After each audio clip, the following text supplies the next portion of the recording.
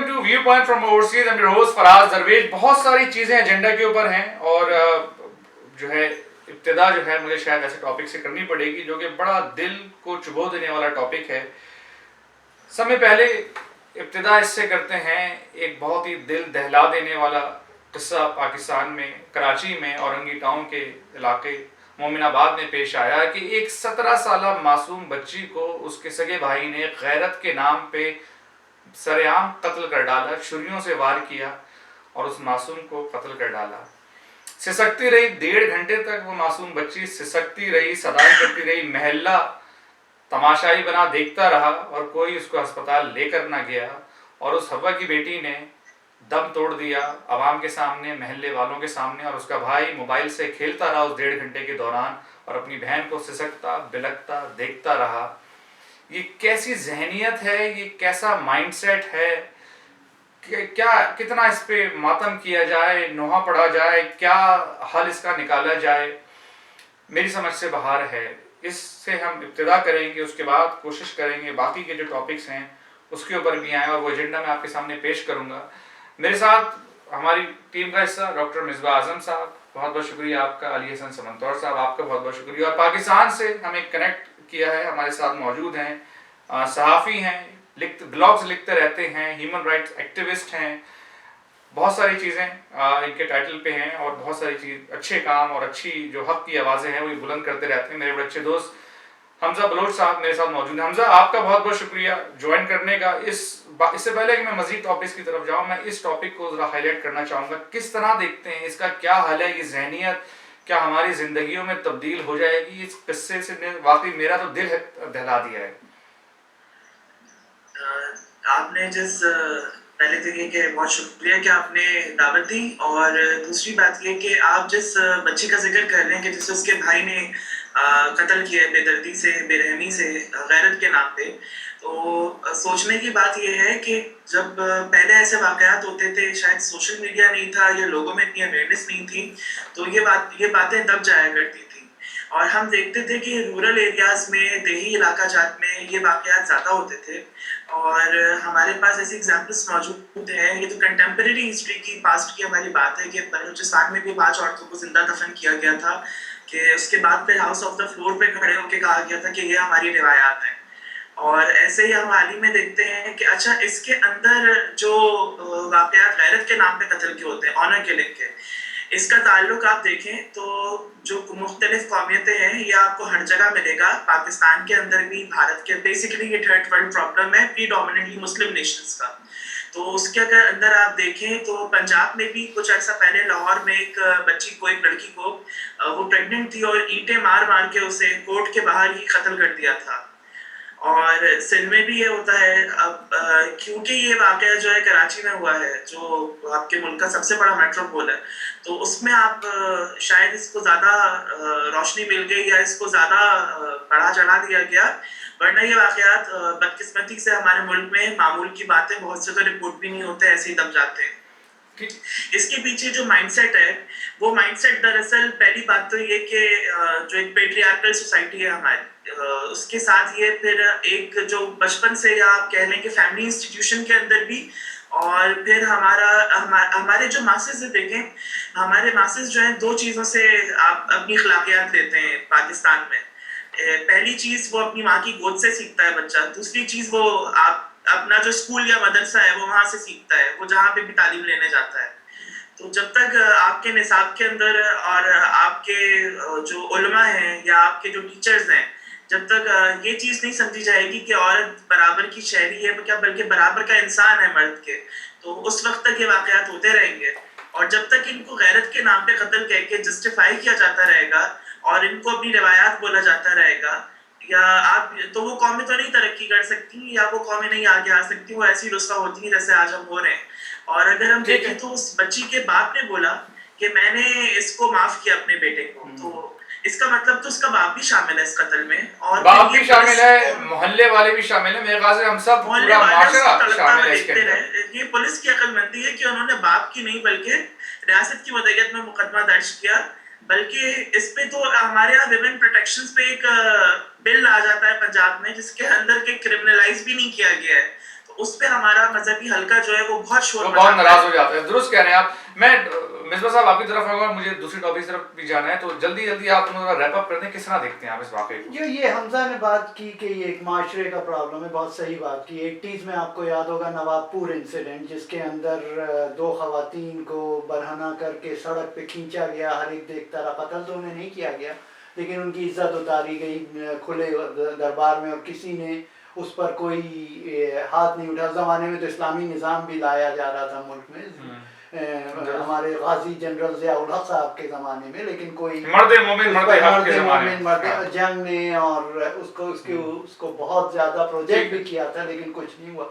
तो बस अब यही है कि इसको तो अब टाइम चाहिए, जैसा हमजा ने कहा कि भाई ये बहुत फंडामेंटल इश्यूज हैं, इनको मेरे ख्याल से इनका जो चेंज है ये इतनी आसानी से नहीं आने इतना वाला। आसानी से नहीं होने वाला। और जब आपके जो लीडरशिप जो है, जैसे हमजा ने याद दिलाया कि भाई उन्होंने तो पार्लियामेंट में कहा कि भाई ये तो हमारा कल्चर है। ये तो बलूचिस्तान के ज़हरी साहब थे, ज़हरी साहब ने कहा था। बिल्कुल नहीं, हमजा बलोच साहब ने जो बात कही वो बहुत उसमें जो है वो जान है। और वो बात ये है कि औरत को अपने बराबर का इंसान न समझना, बल्कि ये समझना कि जो है औरत मर्द की जागीर है। इसका मतलब ये है कि ये समझना कि जैसे कि मर्द उसका मालिक है, पहले बाप जो है मालिक है, फिर बाप जो है हवाले करता है शौहर के, शौहर जो है मालिक हो जाता है। ये तो बुनियादी तौर पे औरत एक जागीर है, और औरत की इज्जत से आपकी इज्जत है। जब आप इसको साथ लेके चलेंगे, इस किस्म के जो है वो ज़हनी खराफात को, तो इस किस्म के जो है वाक़यात होंगे। आपको ये बताना पड़ेगा कि नहीं, एक औरत जो है वो अपने तौर के ऊपर एक पूरी जो है इंसान है, उसके इतने हुकूक हैं जितने के जो है मर्द के हैं। और ये काम ऐसे नहीं होगा, क्योंकि ठीक है रिवायतें तो हर जगह के ऊपर होती हैं, लेकिन जो मुआशरा जो है जिस तरह तरक्की कर रहा है, नई ख्यालात अमल से गुजर वो रहा जो है, है, तो उसमें सबको एक तालीम के सतह पे आना पड़ेगा ना, तो वो वहाँ पर पहुँचे। एक छोटा सा कमेंट मैं कहूँगा कि आप देखिए कि जो मीडिया है उसने भी कोई खास इससे नहीं, वो लोग तो बिजी हैं ज़्यादातर पनामा लीग में, सिवाय बीनिश सलीम के। उन्होंने इसको बहुत एग्रेसिवली डिस्कस किया सरूप एजाज के साथ, और सरूप एजाज ने काफी इसके कानूनी जो वीकनेसेस हैं वो सब समझाए। वरना आप देखिए ठीक है। ऑडियंस अपने दूसरे एजेंडा की तरफ जाते हैं, जिसके अंदर अशरफ गनी साहब जो अफगानिस्तान के सदर हैं, शुरू में ऐसा लगा कि वो वाकई पाकिस्तान के साथ हैं, पाकिस्तान की तरफ दोस्ती का हाथ बढ़ा रहे हैं, और कई पाकिस्तान के हल्के खुश हो गए कि अब जो है ये कारज़ई साहब की लीडरशिप है वो तब्दील हुई है, तो अब गनी साहब जो है पाकिस्तान फ्रेंडली हैं। लेकिन ऐसा नज़र नहीं आ रहा। कुछ दिन पहले उन्होंने अफगानिस्तान की पार्लियामान में जो तकरीर की, जिसमें उन्होंने साफ कहा कि पाकिस्तान से किसी भी तरह की नेगोशिएशन या बातचीत होना नामुमकिन हो गई है, और वो मुलव्वस है अफगानिस्तान में हमले जो हो रहे हैं तालिबान की जानिब से, उसमें पाकिस्तान मुलव्वस है। तो लग ऐसा रहा है कि अब वाकई अब वही सिलसिला जो कि कारज़ई साहब के साथ होता, वही सिलसिला कि अब गनी साहब के साथ स्टार्ट होगा। इस पर गुफ्तगू करेंगे। उसके बाद खालिद शमीम जो कि डॉक्टर इमरान फारूक के केस में मुलव्वस हैं, इस वक्त हिरासत में हैं, उनकी अचानक एक वीडियो जेल से सामने आ जाती है, जिसमें वो मुस्तफ़ा कमाल साहब की तरफ इशारा करते हैं और उनसे ये कहते हैं कि जी मुस्तफ़ा कमाल साहब ने मुझे ये बात कही है, मुझे ये बताया कि अल्ताफ़ भाई ने ये कहा था कि जी काम अच्छा हो गया, यानी कि डॉक्टर इमरान फारूक को मार दिया गया। इस हवाले से गुफ्तगू करेंगे कि कराची की सियासत अब कहाँ जा रही है, क्या वाकई मुस्तफ़ा कमाल साहब को भी खींचा जाएगा इस सिलसिले में। उसके बाद एक जो वाक़या हुआ कराची एयरपोर्ट के ऊपर, उसके ऊपर अगर वक्त बचा तो गुफ्तगू करेंगे कि कबीर खान साहब जो कि इंडिया के बहुत बड़े फिल्म डायरेक्टर हैं, वो पाकिस्तान आए कराची, जब वापस जा रहे थे 3 या 4 लोग हैं जिन्होंने उनके खिलाफ नारेबाजी की, और वो वीडियो फिर वायरल हुई और ऐसे दिखाया गया पता नहीं कितना बड़ा हमला हो गया। उसके ऊपर भी गुफ्तगू करेंगे। मैं मिसबा साहब आपसे स्टार्ट करता हूँ, उससे पहले कि हम की तरफ जाऊँ। अशरफ गनी साहब की जो तकरीर है, किस तरह देखते हैं आप, क्या होने जा रहा है पाकिस्तान अफगानिस्तान के दरमियान? सबसे पहले उन्होंने ये नहीं कहा कि पाकिस्तान से कोई मज़ाकरात नहीं हो सकते। उन्होंने तो ये कहा है कि जो ये तालिबान से जो पाकिस्तान मिला रहा है हमें, कि मतलब नेगोशिएट करवा रहा है, मतलब अब इसकी कोई होप नहीं है, and we will not rely on Pakistan to do that. तो अच्छा ये है कि ये कहना कि अशरफ गनी साहब आए और फिर उनको सडनली उनकी जो अफगानिस्तान की जो सदारत की कुर्सी थी उसके अंदर जो जिन बैठे हुए हैं जिन्होंने कारज़ई साहब का जहन ख़राब किया था, उन्होंने इनका भी जहन ख़राब किया था, ये गलत बात है। गनी साहब ने बहुत कोशिश की, बहुत अच्छी तरह से उन्होंने हर तरह, उन्होंने बड़ी जो उसको कहते हैं ना कि रेजिस्टेंस को स्टैंड अप किया अपने मुल्क में इसके खिलाफ, लेकिन उन्होंने पाकिस्तान से अच्छे रिलेशन बनाने चाहिए। लेकिन जो ये 19 अप्रैल का अटैक हुआ है वहाँ पर अफगानिस्तान काबुल में जो हुआ है, वो जो है सबसे बड़ा अटैक हुआ है अभी तक, जिसमें इतने ज्यादा लोग ठीक है, 34-35 जिससे वो लोग बहुत मारे। खाइफ है। उनके लिए अब ये बड़ा मुश्किल है। पाकिस्तान को अब ये सोचना पड़ेगा कि देखिए पाकिस्तान के जो फॉरेन मिनिस्टर हैं सरताज अजीज साहब, उन्होंने फॉरेन सेक्रेटरी, फॉरेन मिनिस्टर हैं वो, मतलब चलें। मुशीर हैं, उन्होंने आके अमेरिका में आके यूएन में ये फरमाया कि जो तालिबान हैं, और बिल्कुल सही कहा कि हम लोग बात करते रहे इसके ऊपर कि जो तालिबान हैं वहाँ पर रहते हैं, वहाँ के ऊपर उनकी फैमिलीज रहती हैं पाकिस्तान में, तो ये जो चीज़ है कि उनको कुछ ये लोग प्रेशर नहीं कर पा रहे हैं, उनको मज़ाकरात की मेज़ पे नहीं ले जाना चाह रहे हैं, तो ये चीज़ बात कुछ समझ नहीं आती फिर कि अगर वो सब यहाँ रह रहे हैं तो आपके छत्र छाया में। एक बात और मैं कहूँगा बिफोर आप अली की तरफ भी जाइएगा, कि जो ओवरऑल जो सिचुएशन हो गई है वहाँ के ऊपर, जो जिस तरह से पाकिस्तान का जो रोल आ गया है वहाँ पे, कि पाकिस्तान जो है वो अभी तक हक्कानी नेटवर्क को अपना वो समझ रहा है, एसेट समझ रहा है, उनके ऊपर कोई अटैक नहीं होता। और जो ये है, जो अफगानिस्तान की गवर्नमेंट है वो एक लेजिटिमेट गवर्नमेंट है, वो इलेक्शन से आई है, वो ये कहते हैं पाकिस्तान से, वो ये कहते हैं आप अपने तालिबान को तो जाके कहते हैं कि भाई हम उन्हें मारेंगे, कि वो हमारी उसको रिट को चैलेंज पाकिस्तान में हमले कर रहे हैं, हमसे आप कहते हैं कि यार हम इन लोगों से जाके बातचीत करें। भाई क्यों हम बातचीत करें, ये आए हमारे साथ आके be a part of the country, vote दें, अगर जीत जाते हैं तो पावर आपके पास है कि हम इनसे आकर पावर शेयर कर। लेकिन अच्छा इसमें एक चीज है, अफगानिस्तान पाकिस्तान को अक्यूज करता है कि जो अफगानिस्तान के तालिबान है उनको पाकिस्तान सपोर्ट कर रहा है, लेकिन पाकिस्तान भी तो ये कहता है कि मुल्ला फजलुल्लाह और जो पाकिस्तानी तालिबान है ये अफगानिस्तान में बैठे हुए हैं। ये जो हमारे दोस्त हैं एजाज हैदर, बड़ी अच्छी बात उन्होंने कहा एक रिवॉल्विंग डोर है, पाकिस्तानी इधर से पुश करते हैं तो वो जाके अफगानिस्तान में छुप जाते हैं पाकिस्तानी तालिबान, अफगानी उधर से पुश करते हैं, अफगानी तालिबान पाकिस्तान में छुप जाते हैं। अच्छा, अफगानी पाकिस्तानी तालिबान जहाँ छुपते हैं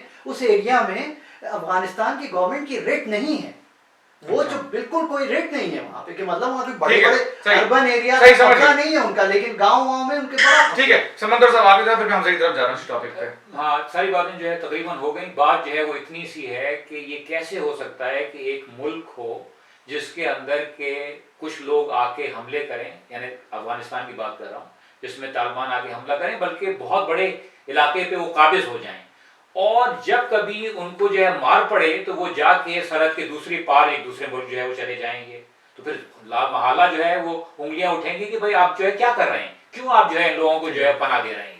तो एक मसला ये है, वो भी दे रहे हैं, ये भी दे रहे हैं, हाँ अफगानिस्तान में तो पनाह दे रहे हैं, अफगानिस्तान की गवर्नमेंट नहीं, लेकिन आप कह रहे हैं कि वहाँ रेट ही नहीं है, उनकी रेट नहीं है ना, उसमें जो है पाकिस्तान में कह लिया हमारी भी रेट नहीं है, कोटा में बिल्कुल रेट है, पाकिस्तान ने जाके खत्म किया, तो आप कह भी नहीं सकते, लेकिन अफगानिस्तान तो ये कह देता है कि हमारी रेट नहीं, उनकी नहीं है रेट, साहब नहीं है,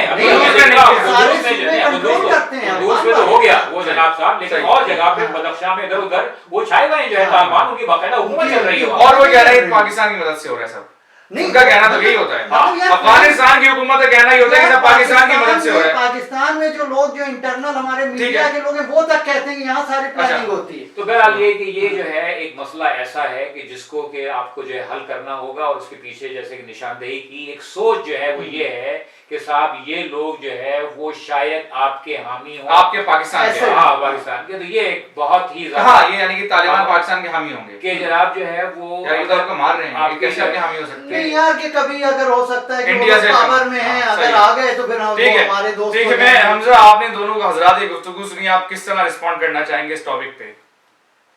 अगर आप गनी साहब का इसमें जो उन्होंने जो जुमले बोले हैं, अगर आप वो स्पीच सुने तो आपको उसके अंदर काफी वाज़ेह तौर पे सुनाई देगा कि वो बोलते हैं कि वो लोग जो हमारी यूथ को जो है ना उनके मजहबी सेंटिमेंट्स को इस्तेमाल करते हैं अपने मफाद के लिए। तो वो लोग से उनकी जो मुराद थी वो आप भी जानते हैं कौन है, हम भी जानते हैं कौन है। तो वो सिर्फ अफगान यूथ को ही नहीं, उन एलिमेंट्स ने तो पाकिस्तानी यूथ को भी इस्तेमाल किया रेडिकलाइजेशन के लिए। और फिर ये कि पाकिस्तान की जो पॉलिसी है गुड तालिबान और बैड तालिबान पे, इवन आफ्टर ये आपका नैप आ गया, आपकी मिलिट्री कोर्ट्स आ गई, एपीएस के हादसे के बाद भी जो इतना ही जो शोर मचा था, आप एक तरह से कह लें पाकिस्तान क्लियर नहीं है कि गुड तालिबान और बैड तालिबान की पॉलिसी पाकिस्तान की ये तसलसल के साथ जारी है। पाकिस्तान इंटरनेशनल फ्रंट पे जो है आइसोलेशन का शिकार हो चुका है, क्योंकि इसमें कोई दो राय नहीं है कि कोई ढकी छुपी बात नहीं है। ये तो हम तालिबान की बात कर रहे हैं ना, उसामा बिन लादेन हमारे पास से निकलता है, अब्टाबाद से। तो पाकिस्तान एक ब्रीडिंग ग्राउंड तो है दहशतगर्दों के लिए, इसमें इसका तो इनकार मुमकिन ही नहीं है।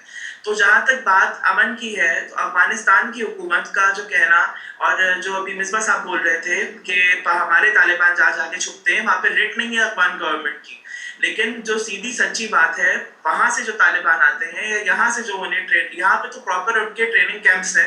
और फिर ये कि आपकी जो फौज है, आप जो क्लेम करते हैं दुनिया में कि इतनी बड़ी आर्मी और इतना बड़ा बजट और आपके पास एटम बम और पता नहीं क्या क्या, आज आप बोले कि यहाँ पे डीएचए के प्लॉट्स मिल रहे हैं, तो वो कराची से लेकर कश्मीर तक ग्रिड कायम हो जाएगी आपकी फौज की। तो पाकिस्तान का जो दोहरा मयार है और जो एक सिलेक्टिव अप्रोच है टेररिज्म के हवाले से, उसने पाकिस्तान को आइसोलेट किया है, और उसमें पाकिस्तान का जो स्टांस है वो कमजोर किया है।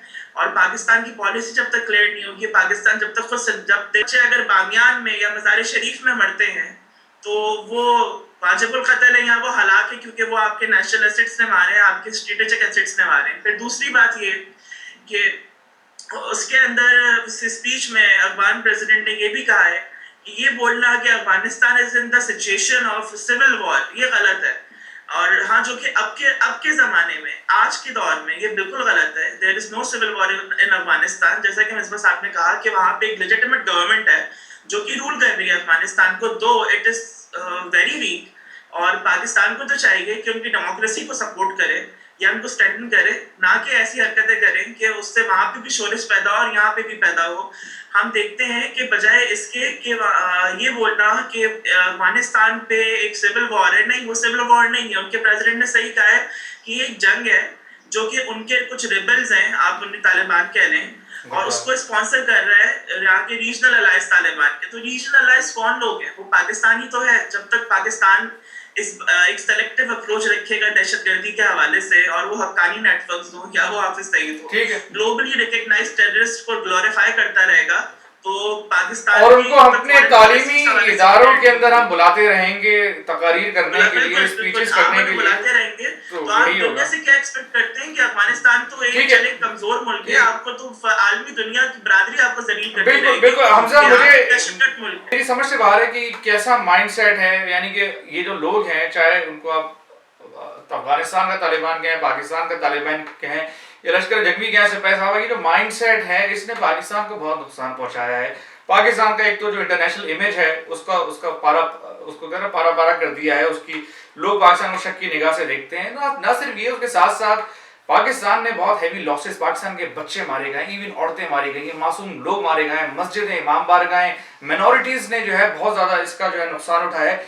क्या वजह है? क्या अभी तक हमारी आर्मी एस्टेब्लिशमेंट में ऐसा माइंडसेट पाया जाता है जो अभी भी कन्विंस है कि जी हमें एक डेप्थ मिलेगी अफगानिस्तान में और ये लोग हमारे कभी एसेट बनेंगे, कभी ये जाएंगे कश्मीर फतह करेंगे? मेरे तो ख्याल से वो जो डॉक्ट्रिन जो कि कियानी साहब के जमाने में राहिल शरीफ साहब ने रिवाइज किया था, जिसमें ये कहा गया था कि पाकिस्तान का जो अगर कोई बड़ा एनिमी है, सब में बड़ा एनिमी नंबर 1, तो वो ये इंटरनल थ्रेट्स हैं, ये लोग हैं। लेकिन क्या वो डॉक्ट्रिन सिर्फ एक कागज का टुकड़ा है या उसमें वाकई कुछ अमल दरामद भी नजर आ रहा है? पाकिस्तान का पहली बात तो ये है कि पाकिस्तान के जो क्राइसिस है वो मॉरल क्राइसिस है, ये हमारे सामने है।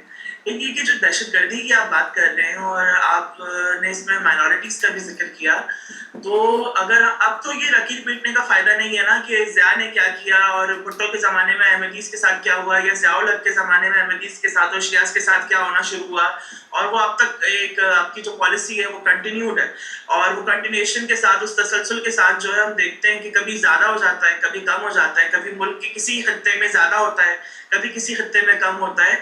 ये कत्लेआम जारी रहता है। हम अगर शिया कम्युनिटी की मिसाल ले लें तो हम देखते हैं कि हज़ारा कम्युनिटी जो क्वेटा में है, फिर हम देखते हैं पारा चनार में जो पख्तून शिया ट्राइब्स हैं, फिर हम देखते हैं कि चिल्लास गिलगित बल्तिस्तान में, उसके अलावा लाहौर में, झंग में, आपके साउथ पंजाब में, कराची में, आपके अर्बन सेंटर्स में जो है शिया कम्युनिटी के इंटेलेक्चुअल्स को टारगेट करना और बसें रोक के। लेकिन पाकिस्तान की आर्मी एस्टेब्लिशमेंट क्या रियलाइज नहीं करती कितने हैवी लॉसेस, इंटरनेशनल इमेज कितना जो है ना पाकिस्तान का उसको नुकसान हुआ है? देखें, अगर आप उस आप आर्मी की क्या बात कर रहे हैं? आप ये देखें ना कि क्वेटा का जो शहर है, मैं अगर आप क्वेटा गए हो, मैं क्वेटा गया हूँ, मैंने देखा है कि हजारा कम्युनिटी जो है वो 3-3 चेक पोस्टें वहां पे आती हैं। आम बंदे को वहां पे दाखिल होने के लिए 3 चेक पोस्टों से होकर गुजरना पड़ता है एफसी की। सही है, तो जब वहां पे आपका और मेरा जैसा एक बंदा दाखिल नहीं हो सकता, तो फिर वहां पे ये समझ से बाला तर है कि कैसे कोई घुस के जो है वो गाजर मूली की तरह इतने लोगों को काट के और जिंदा जो है वो खुदकश धमाका करके वहां से बड़े मजे से आ जाता है। आप अगर नॉर्दर्न एरियाज की मिसाल ले लें, तो वहां पे जो है जब कोई बस जाती है वहां पे डायवो नहीं जाती, वहां पे नेटको जाती है और 4 जगह उसको रोक के बस को चेक किया जाता है। आर्मी के लोग उसे चेक करते हैं, उसके बावजूद भी उतार के अगर वहां से लोगों को मारे, तो इसके पीछे क्या सोच, क्या फिक्रकार फर्क है? सही, ठीक है। और ये जो है बहुत नेगेटिव जो इम्पैक्ट दे रहा है, जैसा हमजा कह रहे हैं कि दुनिया भर में इसका इम्पैक्ट पड़ रहा है। कि अब आप देखिए जो हाउस है, जो 8F-16 का जो मसला था, उसने उसे ब्लॉक कर दिया है। अब वहाँ के ऊपर ये डिस्कशन हो रहा है कि यार पाकिस्तान जो है कुछ शो करे कि ये जो टेररिस्ट अटैक हुआ है, इसका जो है काबुल में जो हुआ है, हाँ काबुल में जो हुआ है, उसमें इनका कोई लेना देना नहीं है। मतलब यार यही मतलब हो सकता है ना हो पाकिस्तान का लेकिन मतलब यही मसला है ना कि अब ये लोग जो है पाकिस्तान में घूम रहे हैं, सही से शॉपिंग कर रहे हैं। मैं आपकी तरफ से स्टार्ट करता हूँ। मेरे साहब ये टॉपिक ऑडियंस चेंज करते हैं, गियर शिफ्ट करते हैं। ये जो खालिद शमीम साहब की वीडियो आई जिसमें उन्होंने जो है ये वो शख्स हैं जिनको डॉक्टर इमरान फारूक के केस में हिरासत में लिया हुआ है, और ये इन्होंने जेल से ये वीडियो बना के इनकी लीक की गई है, और उसमें ये वो फरमा रहे हैं कि मुस्तफा कमाल साहब को भी पता है कि इमरान फारूक साहब के कत्ल में अल्ताफ हुसैन का जो हाथ है वो आए बताए लोगों। ये क्या हो रहा है? ये क्या आपको साजिश नजर आ रही है आपको? यार ये कुछ एक अजीब तरह की चीज़ शुरू हुई है। कभी सौलत मिर्ज़ा की वीडियो निकल के आ जाती है, फिर कभी किसी और की वीडियो निकल के आ जाती है। अब इनकी आई है, अभी एक और साहब की आई है आज, और ये कुछ अजीब सी चीज हो रही है। अब ये कौन कर रहा है, कहाँ से कर रहा है, मतलब कौन कर रहा है? जेल में से कौन करेगा भाई? जेल में नहीं, मतलब करने वाला तो खैर उसको तो आप छोड़ दीजिए ना, कौन कर रहा है, कौन करवा रहा है, ये तो इम्पोर्टेंट है। तो कोई तो इसको करवा रहा है, कोई तो क्या आपको मुझको नहीं पता कौन करवा रहा है? आप इतने बोले तो नहीं है, मुझे तो नहीं पता कौन करवा रहा है। मतलब आप इतने बोले तो आप नहीं है कि आप कहेंगे मुझे नहीं पता है। अरे यार आपको भी पता है, हमें भी पता है। आप मुझे नहीं जानते, मैं इससे भी ज्यादा बोल रहा हूँ। मतलब यार मसला यही है ना कि भाई हमारे यहाँ यही है कि भाई कोई, जैसे हमारे वसतुल्लाह खान साहब कहते हैं कि भाई कोई मछेरों की यूनियन है, वो लोग करवा रहे होंगे, या कोई नहीं, आप सही कह रहे हैं बात। लेकिन अब इसका जो है मतलब क्या वो है कि भाई वो जो इंटरव्यूज किए जाते हैं वो कराची की सियासत को ने जो गियर शिफ्ट किया, तब्दीली जो आ रही है वो उसका इससे कोई लिंक है?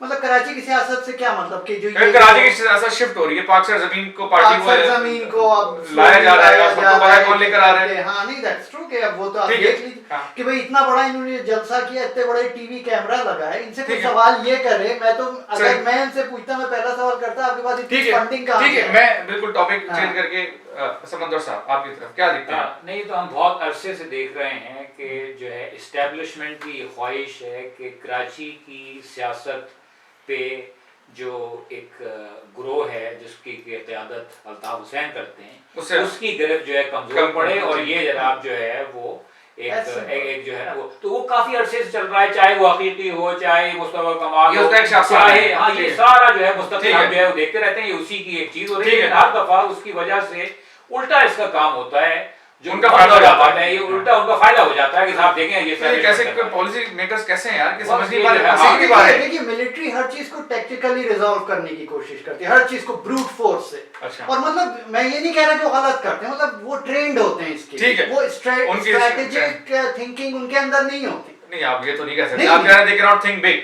No, they can not think big, they can not run the government. This is true. Run किए, इतनी ज्यादा रन किए यार, रन किया है आपका। आज ये तालिबान की बात हम लोग अब शो नहीं भाई, आखिर रन किए है ना, आखिर भाई तो एक्सपीरियंस आ गया उनके पास, अब रन किए थे, रन किए कितनी दफा माशाल्लाह लगाया हुकूमत, रन किए। सारे चोरों को जेलों से निकाल के आपने हुकूमत उनकी बना दी, उन्होंने खूब मुल्क की ऐसी तैसी की। ज़ियाउल हक साहब ने तो किसी चोर को नहीं निकाला था भाई, सारे या करप्शन की उन्होंने नर्सरीज खोली हुई थी। अच्छा। नवाज शरीफ और ये सब उन्हीं का नर्सरीज के निकले हुए लोग, ये सारे जो यहाँ के ऊपर आपके आज ट्रबल। मैं समझता कि इनको एक्सपीरियंस हो गया होगा, हुकूमत में 3 दफा रहे हैं। हाँ, चलो खैर, हमजा आप किस तरह देखते हैं इस वाकये को? हमजा, आपको मेरी आवाज आ रही है? आप इस वाकये को किस तरह देखते हैं, खालिद शमीम के वाकये? ये जो खालिद शमीम की जो वीडियो लीक हुई है, आप कह रहे हैं कि लीक की गई है, मंजर आम पर आई है। इससे पहले जैसा कि मिसबा साहब ने भी कहा कि सौरभ मिर्जा की वीडियो आई थी, उसके अंदर वो कन्फेशन कर रहे थे। ऐसे ही अगर आप उस वीडियो को आपने सुना हो, देखा हो, तो उसके अंदर खालिद शमीम साहब कहते हैं कि मैं कराची की राब्ता कमेटी से अपील करता हूँ कि होशमंदी से काम लें और लोगों के जज्बात ना भड़काइएगा, और ये मेरा और अल्ताफ हुसैन साहब का मामला ब्ला ब्ला ब्ला। तो ये सारी जो बातें की गई हैं और आवाम को मतलब काबू में रखने की कि वो मुश्तइल ना हो, मतलब ये तो किसी मैं कराची में रहता हूँ, इतने के लिए मैं बलोच हूँ। एवरीबडी नोस के एमकेएम जो है वो उर्दू स्पीकिंग कम्युनिटी की एक इतने जमात है ना, पार्टी है, और इनका वोट बैंक भी उसी पे है, महाजर कार्ड पे। लेकिन ये कि अपना ये तो किसी एक बड़ी सतही सोच रखने वाले बंदे को भी समझ में आ जाएगा कि किसने लिख के दिया स्क्रिप्ट, और ये कौन ये बातें करता है, कौन करवाता है। और समझ से बालातर है कि क्या सोचते हैं, क्या दिमाग में रख के बैठे हुए हैं। मेरे ख्याल से सब्ज जमीनों को और जंगलात को और खेतों को देख के जो है वो उनको डायनामिक्स का अंदाजा नहीं रहता कि मेट्रोपॉलिटन की जो है कॉस्मोपॉलिटन सिटीज में सियासत किस तरह की, अर्बन सेंटर्स में कराची मुल्क के आपके, और बिल्कुल ही अजीबोगरीब सी बात है। अच्छा, ये वीडियो तो आउट हो गई कि अल्ताफ हुसैन बहुत बुरा है, एमके बड़ी मर्डरर है। मुझे ये नहीं समझ में आया, मुशर्रफ इतना मतलब बड़ा नाम है, तो उनके साथ उनकी अलायंस थी, तो एक दहशतगर्द जमात, एक रॉ की एजेंट जमात, एक उसके साथ आपकी फौज की अलायंस थी। ठीक है। उसके बाद फिर ये कि पाकिस्तान की जो पॉलिसी इस हवाले से, जो अगर हमारी मिलिट्री एस्टैब्लिशमेंट की जो पॉलिसी है सियासत करने की और सियासत में दखल अंदाजी करने की, तो अगर ये वोट बैंक इस तरीके से, जो हम देखते हैं कि एमक्यूएम अगर अपनी मौत आप भी जिसे कहना अगर मरना चाह रही हो कराची में, तो कोई ना कोई एक ऐसा स्टैंड जरूर होता है जिसको कि बड़ा सोच समझ के किया जाता है कि इससे जो है शायद ये एमक्यूएम को एक आखिरी दीवार है, इसको एक धक्का और दो तो ये गिर जाएगी। लेकिन उससे होता उल्टा है, क्योंकि सियासत जिनका काम नहीं है, उससे होता ही है कि वो दोबारा दोगुनी कुव्वत के साथ जिंदा हो जाती है। हाँ, और ये होता रहेगा। ठीक है, सही है। मैं जरा ये आखिर में बिल्कुल मैं रैप अप करने के करीब आ रहा हूँ और मेरे पास वक्त बिल्कुल खत्म हो गया है। मैं मिसबा साहब आपसे स्टार्ट करूंगा। ये पीटीआई और अब ये जो पनामा लीक्स है, इसके ऊपर 30 सेकंड है, आपको किस तरह आप इसको देखते हैं? नहीं, मैं तो आपसे फोन पर हमेशा जो कहता हूँ मैं वही कहूँगा, कुछ होने वाला नहीं है। और अब और भी चीज़ें पता चल रही हैं कि 1992 में नवाज शरीफ साहब ने एक लॉ बना दिया था कि आप जितना पैसा भी चाहें मुल्क से ले जा सकते हैं। नहीं, और वो तो लॉ को तो छोड़ दें, अखलाकी तो अब तो बात इस पे हो रही है कि अखलाकी जिम्मेदारी है कि रिजाइन कर दें। अब उससे मतलब अब उनकी मर्जी, वो जो चाहे कहें, वो बादशाह आदमी है। कौन? इमरान खान साहब? हाँ, मतलब उनकी मर्जी जो चाहे कहें। अपनी पार्टी को तो जरा संभाल लें पहले। अपनी पार्टी में जो हो रहा है उनके, अब उनकी यार हम कैसा मीडिया है कि हम यहाँ पर बैठ के आर्मी को भी आपने जो है लताड़ दिया। अब जो खान साहब हैं जिनको सारा मीडिया सपोर्ट कर रहा है उनको लताड़ रहे हैं, मतलब लोग हमें क्या समझेंगे? यही तो मसला है कि लोग हम पे शक करना शुरू कर देंगे। ओवरसीज बैठ के किस तरह की बातें करते हैं? नहीं, तो ओवरसीज बैठ के तो हम लोग बर्ड आई व्यू देखना, इसीलिए हम लोगों ने हमजा को लिया हुआ है कि वो हम लोग को करेक्ट करें कि जहाँ के ऊपर चीजें गलत हम लोग कह रहे हैं। तो मतलब मसला यही है सारा कि वो बादशाह आदमी है, वो जो चाहे बादशाह आदमी है। हाँ साहब बादशाह आदमी है, वो जो चाहे कहें। अब जहांगीर तरीन साहब के ऊपर इल्जामात आ रहे हैं, उसके एविडेंसेस प्रोवाइड की जा रही हैं, और खान साहब ने उसका स्टेटमेंट ये दिया है कि अगर किसी ने भी उन पे इल्जाम लगाए आगे तो वो जो है उसको अदालत में ले जाएंगे। अच्छा, तब आप बताइए कि ये अली हसन ख्याल में इसमें काफी सैर हासिल बात हो चुकी है कि ये मामला जो है इंतहाई फजूल किस्म का है। कोई सबूत इस पे कोई वक्त ना ज़ाया करें, खुदा का वास्ता कोई तामीरी काम करें, कुछ मुल्क में तालीम बढ़ाएं, कुछ पानी का निजाम सही करें, बिजली का निजाम सही करें, वो है असल मसला। अच्छा हमजा, आपने दोनों हज़रात की गुफ्तगू सुनी और अली हसन ने तो ये कह दिया कि भाई ये इस पे टाइम बिल्कुल ना ज़ाया किया जाए, आप अगले टॉपिक की तरफ चलें, कोई तामीरी बात करें। आप क्या कहेंगे इस पे? पनामा के हवाले से आप बात कर रहे हैं ना? जी बिल्कुल। इस पे मैं यही कहूंगा कि उन ममालिक की मिसालें देना कि जहाँ पे करप्शन के चार्जेस पे वज़रा रिजाइन कर रहे हैं। पहली बात तो ये कि मिसबा साहब ने भी कहा था, और ये बात मालूम होनी चाहिए कि हमारी जो फेडरल डेमोक्रेटिक लीड्स हैं ये खुद भी इन्हीं की कोख से पैदा हुए हैं जिन्होंने इस मुल्क की जमहूरियत को तबाह किया था।